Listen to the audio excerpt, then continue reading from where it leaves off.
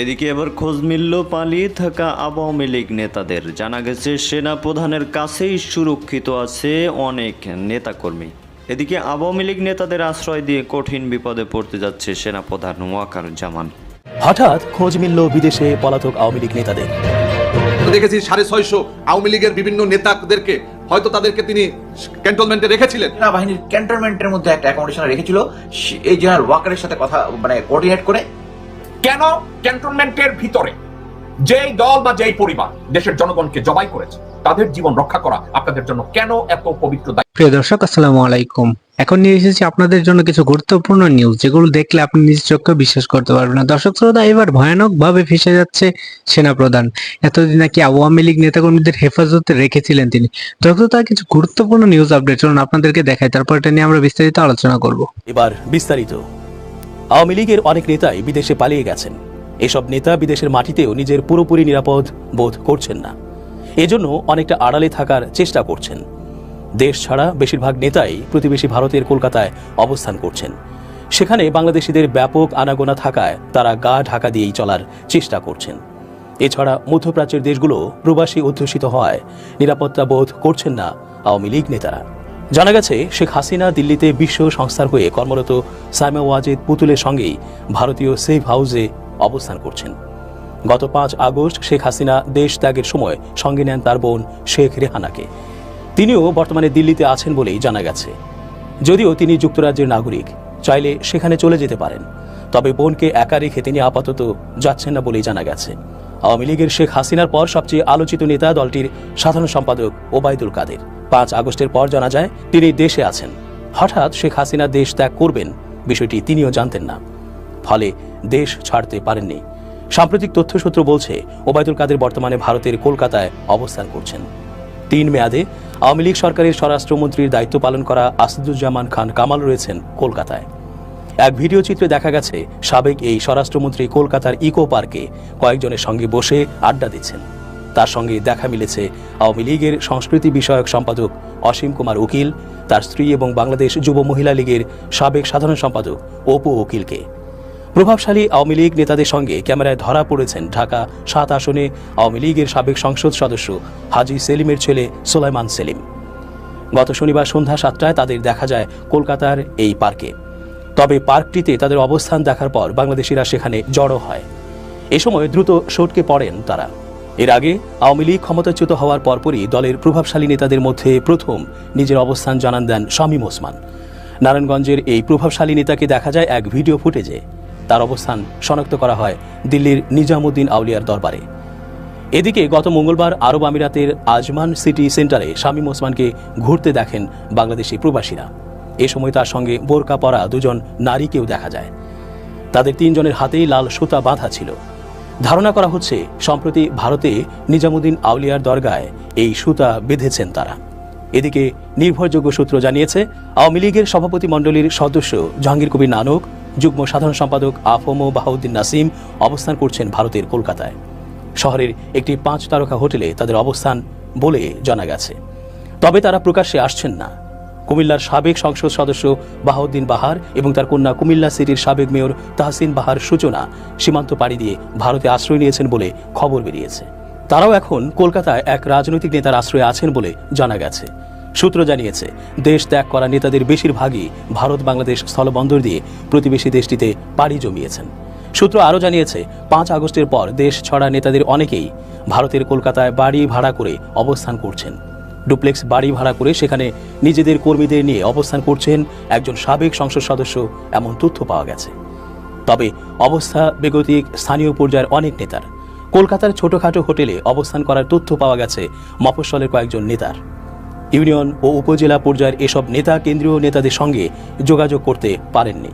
নিজেদেরও তেমন আর্থিক সচ্ছলতা নেই, ফলে বেশ কষ্টেই সময় কাটছে তাদের।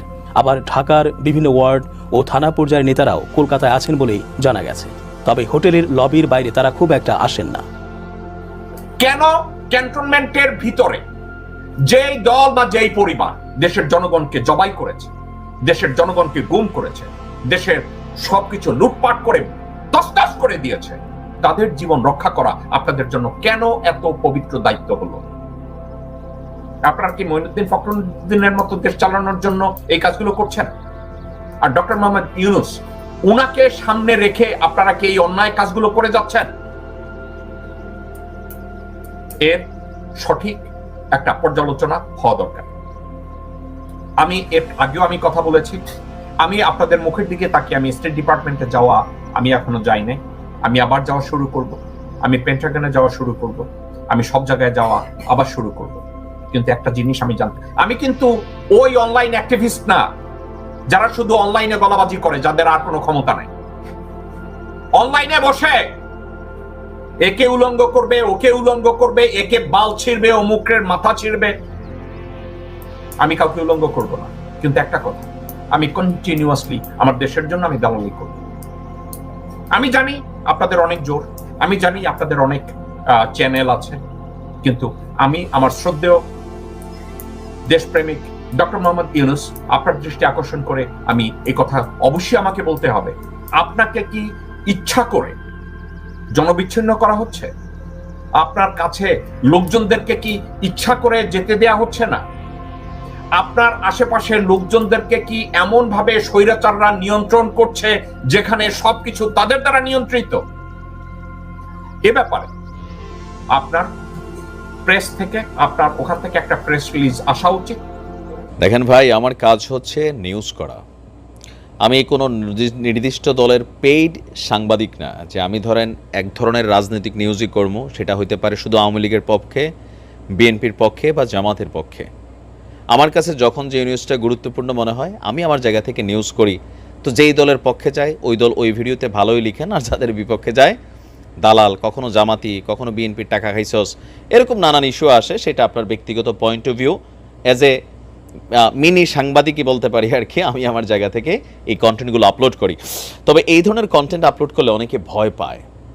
একদিকে আওয়ামী লীগ উজ্জীবিত হয়, কিন্তু বাকিরা ভয় পায়। এই ভয়টা কাজ করাচ্ছে কেন জানেন?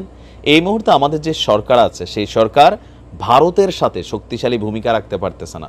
ইভেন রাষ্ট্র পরিচালনার ক্ষেত্রেও গত 2 মাস হয়ে গেছে খুবই দক্ষতার পরিচয় দিতে পারছে না।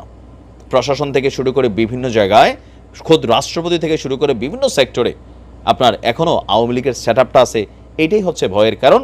আর এই ভয়টাকে রাজনীতিবিদ শেখ হাসিনা চট করে ঢুকে যাব এই একটা ওয়ার্ড দিয়ে কিন্তু আরও বাড়াই দিয়েছেন। এরপরে প্রতিদিন আসছে বিভিন্ন আপডেট। আজকে আন্তর্জাতিক গণমাধ্যমগুলো, ভারতের গণমাধ্যমগুলো, বাংলাদেশের গণমাধ্যমগুলো একটা নিউজ করছে। হেডিংটা কি দিচ্ছে আপনি দেখেন, যে শেখ হাসিনা যেভাবে দেশে ফিরে রাজনীতিতে সক্রিয় হতে পারেন। এটা আমার দেওয়া টাইটেল না, প্রত্যেকটা গণমাধ্যমের। আচ্ছা, আমার হাসি নিয়ে অনেকে প্রশ্ন করেন, তুই তো খুশি ভাই। আমি সব ভিডিওতে একটু এরকম হাসি টাসি দিয়ে বলি। যাই হোক, এখন শেখ হাসিনা বাংলাদেশে ফিরবেন নাকি ফিরবেন না, এটা $1 মিলিয়ন একটা প্রশ্ন। কেউ বলছেন যে ফিরবেন, কেউ বলছেন যে ফিরা এই 80 বছর বয়সে তিনি জেলে গেলে ভাই এমনি নির্বাচন হইতে 3 বছর, এরপরে বিএনপির 5 বছর, এরপর আরও বিএনপি ভালো কাজ করলে আরও 5 বছরও থাকতে পারে। সেই পর্যন্ত শেখ হাসিনা বাঁচবেন তো? আবার বেগম খালেদা জিয়ার সাথে তিনি যেই কাহিনী করছেন, এই কাহিনীর 10 গুণ শেখ হাসিনার সাথে হবে। এগুলো তিনি নিতে পারবেন তো? এরকম নানান শঙ্কা আছে। কিন্তু আন্তর্জাতিক বিশ্লেষকরা বলছেন যে শেখ হাসিনা দেশে ফিরবে না, এই ধারণা বা বিশ্বাস থেকে ধীরে ধীরে অনেকটা ফিরবে এই জায়গাটাই তৈরি হচ্ছে। আন্তর্জাতিক রাজনৈতিক বিশ্লেষকরা বলেন বাংলাদেশের রাজনীতিতে যে নেতৃত্ব শূন্যতা, সেটি একসময় শেখ হাসিনাকে দেশে ফিরে আসার পথ এবং রাজনীতি করার সুযোগ তৈরি করে দেবে। এখন নেতৃত্ব শূন্যতা বলতে কি বোঝাইল আমি বুঝাই। দেখেন, এই মুহূর্তে বিএনপির যিনি head of command Tarique Rahman, তিনি দেশে নাই। তিনিও দেশে আসছেন না, কারণ তিনি দেশে আসলে গ্রেপ্তার হবেন, এটা বিএনপি ভালো করেই বুঝতেছে। যার কারণে মামলাগুলোকে একটা আদেশে প্রত্যাহার করার জন্য চেষ্টা করছে। বেগম খালেদা জিয়া তিনিও বিদেশ যাচ্ছেন না। কেন যাচ্ছেন না? আওয়ামী লীগ থাকতে আমরা দেখছি প্রতি সপ্তাহে তার আইনজীবী পরিবার বিএনপির কাছ থেকে আমরা দেখতাম প্রতিদিনই যে তাকে কেন বিদেশ যেতে দেওয়া হয় না। এখন তো তিনি যাইতে পারেন, কেন যাচ্ছেন না? ওই যে পেছনে ভয়, ডক্টর ইউনূস সরকার আসলে কি ঘটায় কোনো গ্যারান্টি নেই। এর মধ্যে সমন্বয়করা এই সন্দেহটা আরও 10 গুণ বাড়াই দিছে। কোনটা? খালি তৃতীয় রাজনৈতিক শক্তি, তৃতীয় একটা দল দরকার, বিএনপির এটা দরকার পরিবর্তন, জামাতের ওইটা দরকার। এগুলোতে কিন্তু একটা কনফিউশন ক্রিয়েট হচ্ছে, যার কারণে সবাই মনে করছে এই সকল কনফিউশন বাংলাদেশকে এই মুহূর্তে নেতৃত্ব শূন্য করে রাখছে। সোজা হিসাব, বাংলাদেশকে বেসিক্যালি লিড করে বিএনপি এবং জামাত, বিএনপি এবং আওয়ামী লীগ, মেইনলি দুইটা রাজনৈতিক দল, এর পাশাপাশি জামাত ইসলাম, জাতীয় পার্টি, আরও যারা আছে তারা তাদের অবস্থান থেকে সক্রিয়। নরওয়ের বিশ্ববিদ্যালয়ের শিক্ষক এবং গবেষক বাংলাদেশের নাগরিক মোবাশ্বের হাসান, আমি জানি না তিনি কোন দলের সাপোর্টার, যাই হোক, তিনি আপনার আন্তর্জাতিক গণমাধ্যম টাইমকে বলছেন বর্তমানে ক্ষমতাসীন সরকারের বৈধতা রয়েছে, জনসমর্থন রয়েছে, কিন্তু এই সরকার নির্বাচিত কোনো সরকার নয়, এই সরকারের কোনো ম্যান্ডেট নেই। যদি শেখ হাসিনা চান তাহলে এই দুর্বলতাকে ব্যবহার করে একসময় দেশে ফিরে আসতে পারবেন, এটা শুধু সময়ের অপেক্ষা। সম্ভবত তিনি আওয়ামী লীগপন্থী, এটা বোঝাই গেছে। আচ্ছা, যুক্তরাষ্ট্রের থিঙ্ক ট্যাঙ্ক সংস্থা উইলসন সেন্টারের পরিচালক মাইকেল কুগেলম্যানও তিনিও কিন্তু এমনটা মনে করছেন। তিনি বলছেন বাংলাদেশ এবং বাংলাদেশের রাজনীতিতে শেখ হাসিনার প্রত্যাবর্তন শুধু সম্ভবই নয়, খুবই সম্ভব, কারণ দক্ষিণ এশিয়ার দেশগুলোতে রাজনীতির যে উত্থান পতন, সেকেন্ডেই উত্থান হয়, সেকেন্ডেই পতন হয়। শ্রীলঙ্কার উদাহরণ তিনি টানছেন। এর পাশাপাশি আমরা দেখছি ভারত থেকে শেখ হাসিনা মধ্যপ্রাচ্যের কোনো একটা দেশে যাবেন, আবার সজীব ওয়াজেদ জয় সকালে এক কথা বলেন, বিকালে আরেক কথা বলেন, বলতেছেন আম্মা হতাশ, নির্বাচন করবেন কিনা শিওর না, আবার বলতেছেন আম্মা আইনকে মোকাবেলা করবেন, তিনি বাংলাদেশে আসবেন। এরকম নানান মিশ্র প্রতিক্রিয়া। তবে বিশ্লেষকদের ফোকাস পয়েন্ট যেটা আমি যতটুকু এই ইয়াটা পড়লাম, সেখান থেকে বোঝাই যাচ্ছে যে যদি ডক্টর ইউনূসের সরকার ফ্লপ করে, গতকালকে আমি বলছি এটা নিয়ে আমার আরেকটা নিউজ ছিল, ডক্টর ইউনূস সরকার যদি ফ্লপ করে তাহলে কিন্তু শেখ হাসিনার দেশে প্রত্যাবর্তন করার সুযোগটা অনেক গুণ বেড়ে যাবে, এবং এই সরকারের ভেঙে পড়ার আশঙ্কাও অনেকেই মনে করছেন।